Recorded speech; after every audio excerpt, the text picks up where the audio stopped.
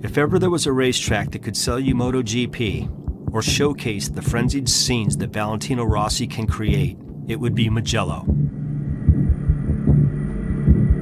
Picturesque, historic, and very fast, there is much about Mugello that is distinctly Italian.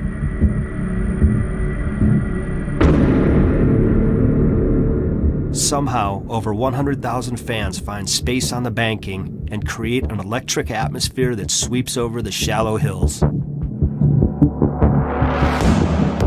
Every rider loves this track, but when you ride inside, it's very difficult, very demanding physically, and especially it's very scary because it's very fast. For Italian rider, Mugello have a couple turns in the end. You know, when you arrive here, you are faster than the normal.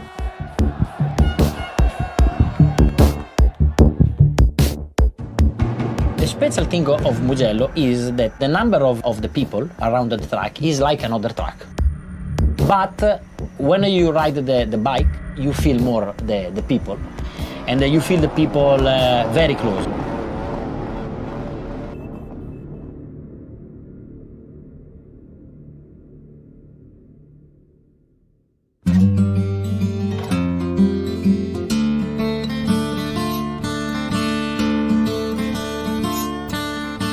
They have been coming to Mugello for decades.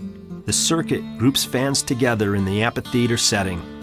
Dedicated areas exist for particular riders' fans, and the famous Italian passion for racing means the Gran Premio d'Italia is motorsport at its most spine-tingling and tribal.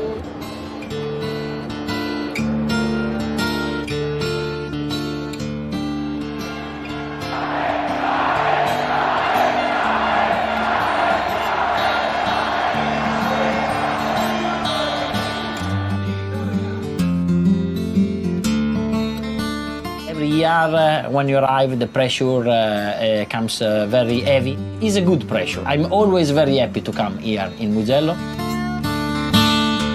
mean, it's a difficult race for him because being his home Grand Prix, he has a lot of distraction around. There's a lot of attention for him.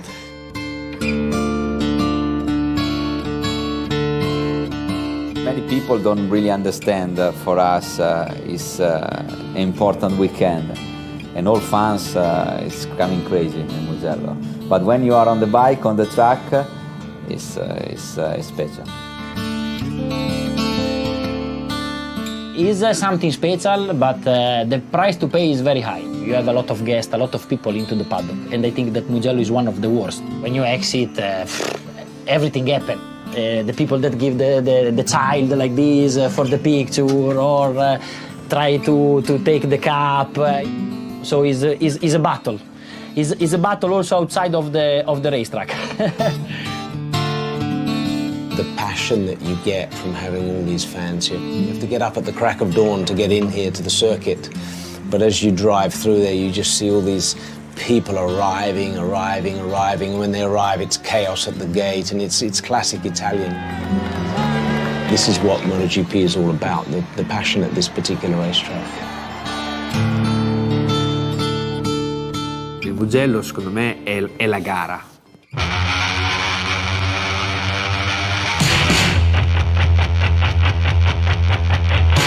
Mugello is Valentino's house. Every year for the last 20, Valentino has, in one way or another, thrilled the adoring fans of Mugello. Valentino Rossi and Mugello go hand in hand. He owned Mugello. I won a lot of time in Mugello, 7 times in a row. A lot of time the motivation makes the difference. You feel the race, I feel the race more, no?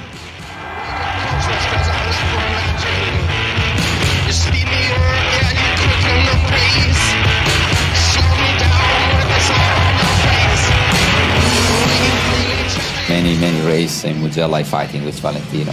We see what he do on 77-year-old, you know. On that time, 2006, is special weekend for us. Beginning, I start to go to pushing to try to keep the advantage, but Valentino is always there. And we're fighting a lot in the last couple laps, a lot of overtaking, and in the end he wins. I fight a lot of time with Capirossi, with Loris. 2006 was one of the only times in my career that I don't remember the last lap. Which Valentino, you never know. It's really easy to lose, you know. It's not so easy to win the race between him. We were both without any breath because already 15 overtake. And after, from that moment, I don't know what's happened. You know, when I am on the back of him, I try, and he do the same always. Since the turn of the century, there is one rider that has made the Mugello experience truly unmissable for many Italians. They wave his flags, wear his colors, stick a 46 on their bikes, cars, and trucks. They wait hours for a glimpse of him and storm the fences to catch a droplet of podium champagne.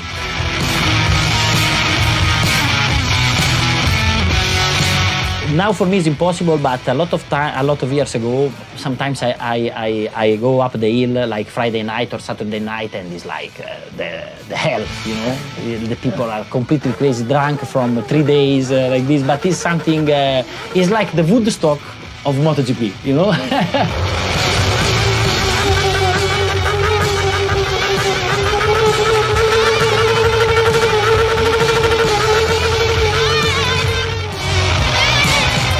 In 2010, the dark side of motorcycle racing finally caught up with Rossi. A violent crash on turn 13 during the second practice session led to a broken right leg and his first major injury in 13 years of Grand Prix racing. It was a very bad experience because a lot of pain, but after I feel a lot of great energy, and this was very, very important for comeback very soon. Like a golfer, this is St Andrews. If you're a tennis player, this is Wimbledon. For a MotoGP, it's Mugello. Out there, it's another world. But in here, we try to keep it normal. Valley doesn't change his demeanour at all. You know, he's incredible like that. We can be under the pump, really struggling, and you wouldn't but tell by what happens with him. And coming here, being his, you know, one of his races, it doesn't change at all. A natural showman, Rossi began playing up to his fans and the media with dedicated liveries at Mugello around the turn of the century. In collaboration with friend and designer Aldo Drudi, Rossi has since made a tradition of unveiling a special helmet each season at Mugello. 2016 is no different. A long time working with Valentino, many times in Mugello. That is one of the best we made. Talking about the official color of Valentino Rossi, full yellow is the base of the helmet. As you can see, that is the word Mugello, changing the meaning in Mugiallo, Mu yellow. That is the trust of Valentino for tomorrow. He want to have the circuit full yellow to have extra energy for the race. Another famous helmet was the one with the face, fantastic face of Valentino smiling. That helmet was one of the most difficult because until Wednesday night, we don't have any idea. He explained me what is the feeling riding in Mugello, up and down the hill. Talking about Casanova Savelli, that is a famous corner, he makes this fantastic face. I said, stop, do it one more time. I take one picture of his face and I said, okay, that is the helmet. The helmet with the face, I think that is the best one. The helmet that make the difference.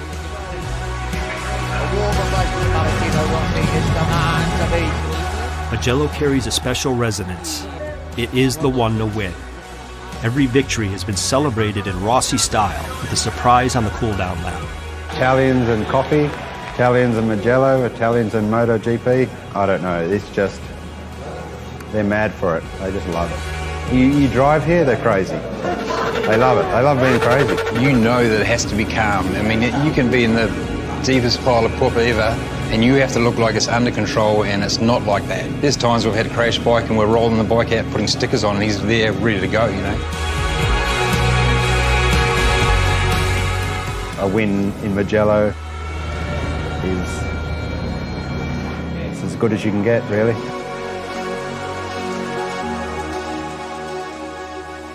It's so popular in Italy, but it's so popular in the rest of the world. Valentino is not just an Italian hero, he's a worldwide hero.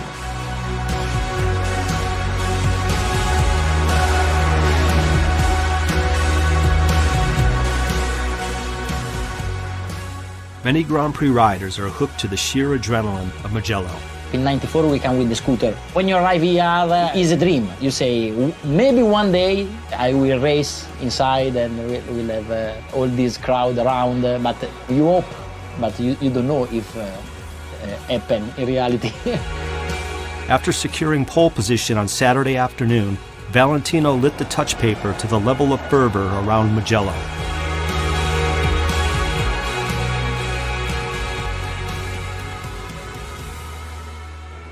Upon waking up on Sunday morning, if indeed the thousands who camped on the hills alongside the track did even sleep, there was a carnival-like atmosphere to greet Valentino's first appearance on the racetrack. Running at the front, alongside teammate and eventual race winner Jorge Lorenzo, Valentino was dealt a cruel twist of fate when his Yamaha M1 suffered a catastrophic engine failure. Coasting off the side of the track and rolling to a stop, he watched his challenge for the win and a seemingly certain podium finish literally go up in smoke. We came here with a lot of hope and expectation. The pole position that he achieved on the Saturday was pretty sensational. And then, you know, cruel luck with the mechanical failure with an engine on Valentino's bike. And what can you say? You know, we're all terribly disappointed for him because the race appeared to be his to win. Valley was well within himself, riding behind Jorge, waiting for the right moments. And again, that cruel luck happened where the engine broke. You know, that sport, especially mechanical sport, you can't control everything, and sometimes you don't have those things under control, and so I'm really sorry for him for the problem that occurred today. When the checkered flag appeared, we once again witnessed how big a part the fans play in Italian motorsport, and were reminded of the immense scenes that Mugello produces each year.